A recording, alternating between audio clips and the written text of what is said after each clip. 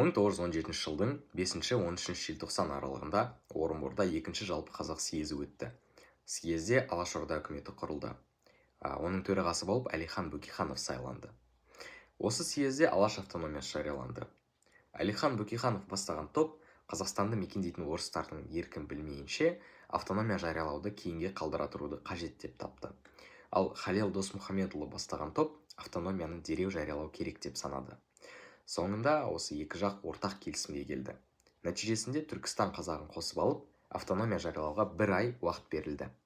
1 ай ішінде қосылу ісі жүрмесе де, автономия жарияланатын болып шешілді. Осы үшін 1918 жылы 5 қаңтарда шақырылған Сырдария съезіне бірігу мәселесін қозғау үшін Құлманов, Дулатов және Тұралы Құнанбайұлы арнайы жіберілді. Бұл жиында табиғи талас-тартыстан кейін Түркістанның оқығандары қосылуға ықылас танытқан. Әйтсе де, көзделген 1 айда қосылу жайы сол күйінде өзгеріссіз қалды. Түркістан автономиясы да амалсыз жұмысын тоқтатты. Қазақ қайраткерлері автономия жариялау үшін қайта жиналған жоқ. Екінші съездің қаулысы күшінде қалып, енді ресми қағаздарда Алаш автономиясы деп жазылатын болды. Тіпті мөр таңбасы да мұрағаттардағы құжаттарда сақталып қалған. Қазақ АКСР-ның, яғни Автономиялық кеңестік социалистік республикасының құрылуы 1919 жылы 10 шілдеде Лениннің декретімен қазақ өлкесін басқару жөніндегі революциялық комитетінің құрылуынан басталды. Қазревкомды Пестковский басқарды және оның міндеті қазақ жерін біріктіру, кеңестерді ұйымдастыру және ұлттық зиялыларды кеңес құрылысына тарту болды. Ұзақ дайындықтан соң 1920 жылы 26 тамызда РКФСР құрамындағы автономиялы Қазақ кеңестік социалистік республикасын құру туралы декрет қабылданды.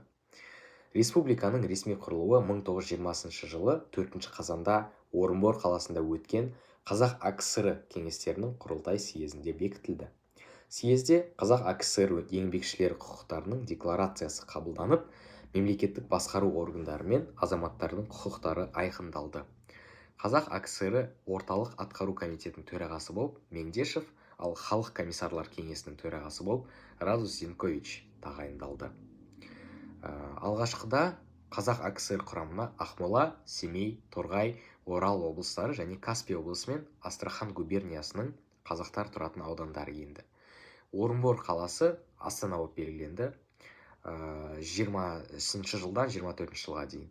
Кейін 24 жылы ұлттық аумақтық межелеу жүргізіліп, Түркістан АКСР-ның құрамындағы қазақтар тұратын оңтүстік облыстар, яғни Сырдария, Жетісу Қазақ АКСР-не қосылды. 1924 жылы Астана Орынбордан Қызылордаға көшірілді. Сонымен қатар 25 жылы сәуірде патшалық әкімшілігінің Киргиз деген атауы жойылып, қазақ атауы қайтарып алынды.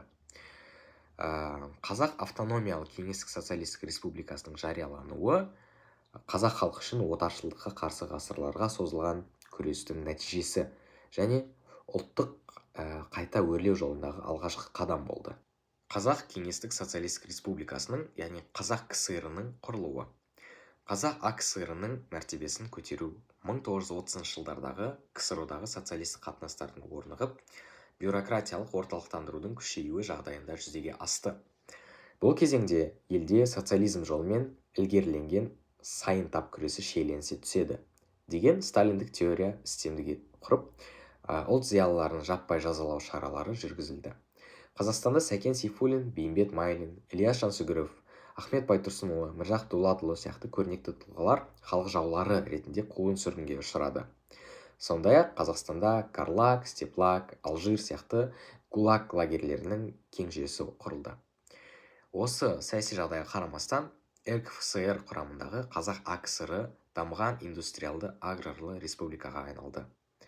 Қазақ КСР-ның ресми құрылуы 1936 жылы 5 желтоқсанда КСРО кеңестерінің төтенше 8 съезінде КСРО конституциясы қабылданып, осыған сәйкес Қазақ автономиялы кеңестік социалистік республикасы одақтас республика болып қайта құрылды және Қазақ кеңестік социалистік республикасы деп аталды. 1937 жылғы наурызда Қазақстан кеңестерінің төтенше 10 съезінде Қазақ КСР конституциясы қабылданып, онда республиканың саяси негізі еңбекшілер депутаттарының кеңестері, ал экономикалық негізі социалистік шаруашылық жүйесі екені жарияланды. 1939 жылдан бастап қазақ КСР одақтың индустриялық қуатын арттыру мақсатында түсті металдар өндіру жөніндегі ірі базаға, көмір мұнай өндіретін ауыл шаруашылығы дамыған аймаққа айналды.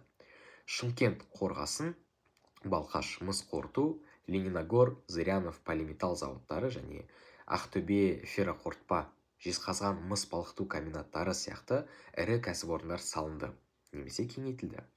Сондай-ақ Ақмола, Қарталы, Атырау, Қандыағаш, Алматы, Сарыөзек сияқты жалпы ұзындығы 2681 шақырым темір жолдары салынып, республиканың индустриялық дамуына серпін берді. КСР-ның ыдырауы және Қазақстан Республикасының тәуелсіздігі. Кеңестік социалистік республикалар одағының ыдырауы 1991 жылдың желтоқсанындағы ірі оқиғаларға толы болды. Ыдыраудың негізгі себептерінің бірі одақ экономикасының технологиялық және экономикалық дамуда артта қалуы, сондай-ақ өндірілген тауарлардың әлемдік нарықтағы бәсекеге қабілетсіздігі. Енді КСР-ның құлау процесін жеделдеткен бір маңызды келісім бар.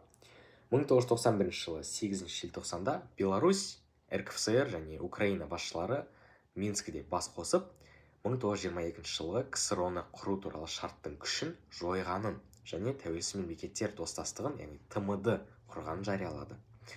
1991 жылы 21 желтоқсанда бұрынғы 11 одақтас республиканың, яғни Қазақстан, Орта Азия республикалары, Славян және кейбір басқа елдер, осы елдердің басшылары Алматыда бас қосып, ТМД-ны құру туралы келісімге қол қойды. Осы сәттен бастап КСР іс жүзінде өмір сүруін тоқтатты. Енді республикамыздың тәуелсіздік алуы жайлы айтайын. КСР-ның ыдырау қарсаңында Қазақстанда маңызды мемлекеттік қадамдар жасалды. 1991 жылғы 1 желтоқсанда елімізде тұңғыш рет жалпы бүкіл халықтық президент сайлауы өтті. Онда Нұрсұлтан Әбішұлы Назарбаев Қазақстан Республикасының президенті болып сайланды. Және 1991 жылы 10 желтоқсанда Қазақ Кеңестік социалистік республикасының атауы Қазақстан Республикасы болып өзгертілді. 1991 жылы 16 желтоқсанда республиканың жоғарғы кеңесінің 7-ші сессиясында Қазақстан Республикасының мемлекеттік тәуелсіздігі туралы конституциялық заң қабылданды. Осы заңның қабылдануымен Қазақстан КСР құрамындағы республикалардың арасында ең соңғы болып өз тәуелсіздігін жариялады. Қабылданған заң Қазақстанды тәуелсіз және демократиялық, унитарлық және құқықтық мемлекет деп анықтап, ішкі және сыртқы саясатын дербес жүргізу құқығын бекітті. Тәуелсіздікті алғаш болып Түркия елі таныды, кейін ақш, яғни Америка құрама штаттары, Германия және Франция сияқты басқа да елдер Қазақстан мемлекетінің тәуелсіздігін мойындады. Қорытындылайтын болсақ, республикамыздың тәуелсіздігі біздің баға жетпес құндылығымыз. Осы тәуелсіздікке қол жеткізу үшін күрес барысында ата-бабаларымыз көптеген қиындықтарға тап болған. Және біз оны ешқашан ұмытпауымыз керек. Тәуелсіздік ата-бабаларымыздың арманы болған. Қазіргі күні тәуелсіздік дегеніміз ақиқат және біздің болашақ ұрпаққа аманат ететін асыл мұрамыз.